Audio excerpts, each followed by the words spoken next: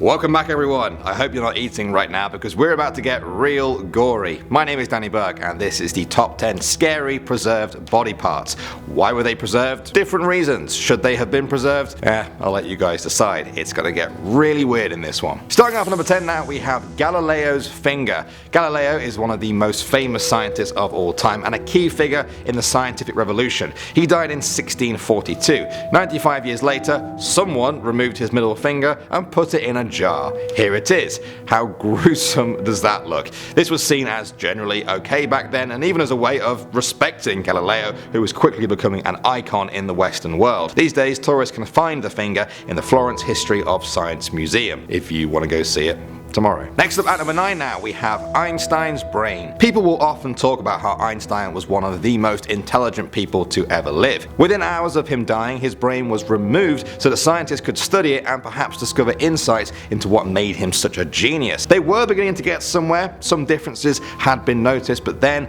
it went missing, presumed stolen. It was rediscovered in 1978 and is now held by the National Museum of Health and Medicine in Washington DC. Moving on to the number 8 spot now, we have Buddha's tooth, or Buddha. I know North Americans say Buddha, whatever, I say Buddha. The Buddha was probably one of the most famous people to ever live. His teachings and life inspired the major world religion of Buddhism. After he died in 483 BC, his body was cremated on a funeral pyre. The fire consumed everything except for a single canine tooth. It became a cherished relic over the next few thousand years. There was even a war fought over this tooth at one point. The preserved tooth now sits in a temple of the sacred tooth relic in Sri Lanka. It was named that after they put the tooth there, not before, obviously. At number 7 now, we have the pregnant mother. This isn't so much of a body part as it is two bodies, but I thought I'd put it on the list anyway. Gunther von Hagen is the man responsible for developing a preservation technique known as plastination, whereby the skin is peeled off a dead body and everything underneath is preserved by replacing the bodily fluids with a special plastic material. That's what he did for one of his most controversial works on the remains of this pregnant mother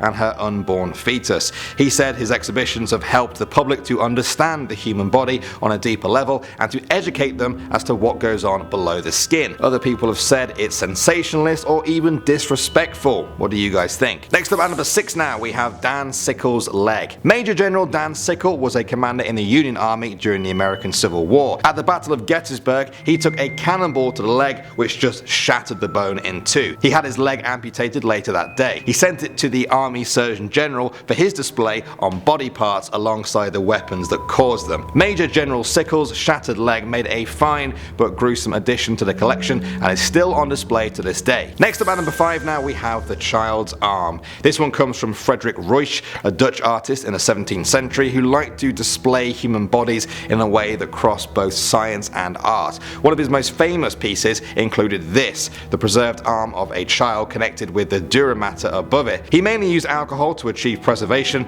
Much of his work can now be found in Russian collections to this day. Coming in at number 4 now, we have the 9-foot colon. This one is not for the faint-hearted. It's a 9-foot long colon. I'm not kidding. It belonged to a 29-year-old man who died in 1882 from a condition known as Hirschsprung's disease. It made him very constipated. Sometimes he would actually go weeks without any bowel movements. He died on the toilet from extreme constipation, and scientists preserved his colon, which contained more than 40 pounds of feces at the time of his death. His colon was then filled with straw and put on display, where it measured to be over 9 feet long. Next up at number 3 now, we have Rasputins Penis. I'm not even sure if we're allowed to show you this one.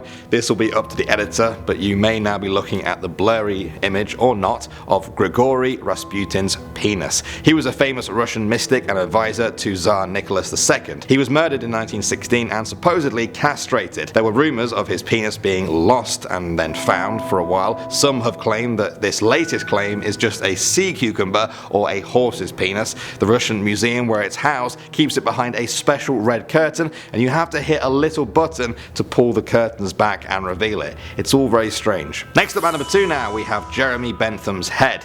When this English philosopher died in 1832, he left a request in his will that his body be preserved like this. Well, not his whole body, technically. His skeleton is there there underneath the clothes and is filled out with straw, but his head was mummified using an ancient technique from native New Zealanders. The problem was, it didn't really go so well. His head ended up looking terrifying and not very well preserved at all, so they replaced the head with a wax replica and kept the real one nearby. For a while it was kept right in front on the ground like this. Somehow this makes it at least twice as creepy. And finally, at number 1 now, we have the murderer's head. This is the preserved head of Diogo Alves, a Portuguese serial killer and the last man to be hanged in that country. He was finally caught after he and his gang murdered over 70 poor people. After the hanging, some local scientists asked for his head so that they could study it. They believed that studying the shapes of people's skulls could lead you to understand how their brain worked, and they wanted to understand how this serial killer's mind was working.